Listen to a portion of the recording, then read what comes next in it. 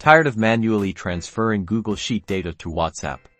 Let's automate that process in just a few steps using Aisensy and Pabbly Connect. First, log into your Pabbly Connect account and click on Create Workflow. Give your workflow a descriptive name, like Google Sheet to WhatsApp automation, then click Create.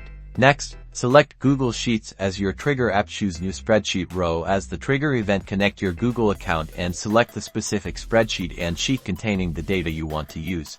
Pabbly Connect will provide you with a webhook URL. Copy this URL and head over to your Google Sheet. Go to Extensions, then App Script. Paste the webhook URL into the script provided in the description below, replacing the placeholder text. Save the script and run it. You might need to grant permissions for the script to access your Google Sheet. Back in Pabbly Connect, add Aisensy as your action app. Choose Send WhatsApp Message as the action event. Connect your Aisensy account by entering your API key and secret, which you can find in your Aisensy dashboard.